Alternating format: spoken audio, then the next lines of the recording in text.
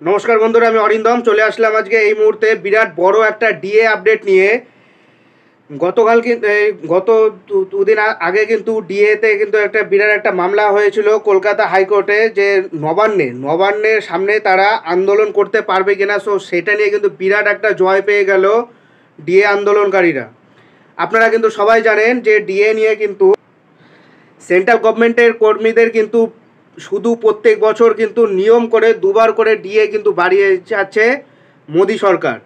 এতদিন ছিল 46%, গত এক সপ্তাহ আগে কিন্তু আবারও 4% ডিএ, বর্তমানে কিন্তু প্রায় 50%-এর ভেতর কিন্তু ডিএ ঘোষণা করে দেওয়া হলো। বর্তমানে সেন্ট্রালে কিন্তু 50% ডিএ চলছে, আর এইদিকে রাজ্য সরকারের কর্মচারীদের এখনও পর্যন্ত 10% ডিএ চলছে। মে মাস থেকে আরও 4% 14% হারে ডিএ চলবে।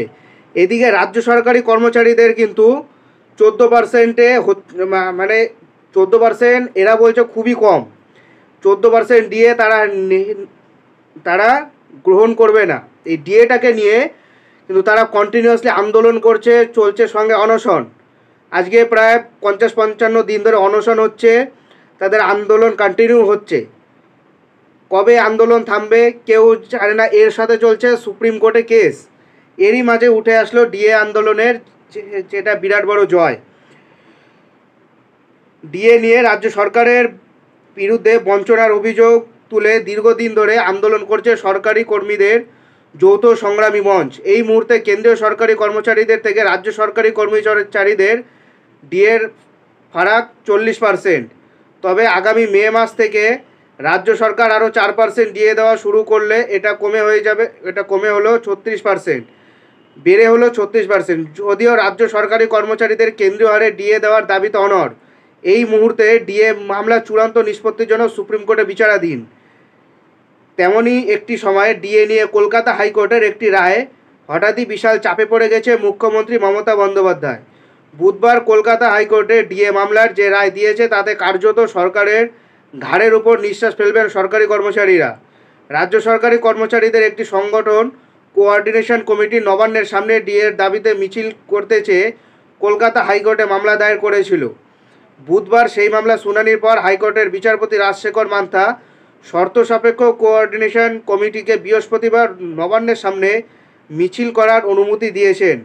কলকাতা হাইকোর্টের বিচারপতি রাজশেখর মান্থা তার নির্দেশ জানিয়েছে বৃহস্পতিবার দুপুর 1টার সময় হাওড়া রেল মিউজিয়াম থেকে নবান্ন বাসস্ট্যান্ড পর্যন্ত মিছিল করতে পারবেন রাজ্য সরকারি কর্মচারীরা। সেই মিছিলে সর্বোচ্চ 1,500 জন লোক থাকতে পারবে। পাশাপাশি বিচারপতি তার রায় জানিয়েছেন মিছিলের উপর প্রয়োজনীয় শর্ত আরোপ করতে পারবে পুলিশ। প্রসঙ্গত, তৃণমূল ক্ষমতায় আসার পর নবান্নের সামনে এত বড় আকারে কোনো কর্মসূচি কাউকেই পালন করতে দেওয়া হয়নি। সেখানে ডিএর দাবিতে রাজ্য সরকারি কর্মচারীদের একাংশ হাইকোর্ট থেকে মিছিলে ছাড়পত্র পাওয়ায় চাঞ্চল্যকর তৈরি হয় সরকারের অন্দরমহলে।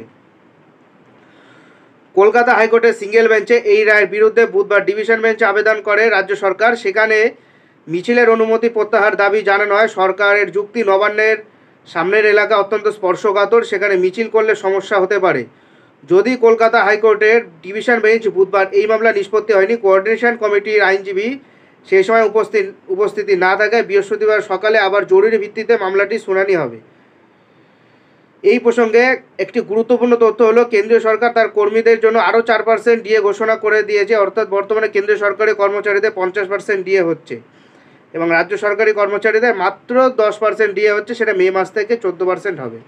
সো বন্ধুরা, এটা হলো আজকেকার আপডেট। সো এরকম আপডেট পেতে হলে অবশ্যই আমাদের চ্যানেল নিউজ অরিন্দমকে সাবস্ক্রাইব করে আমাদের পাশে থাকবেন। দেখা হচ্ছে পরের ভিডিওতে। ভালো থাকবেন সবাই। নমস্কার। জয়।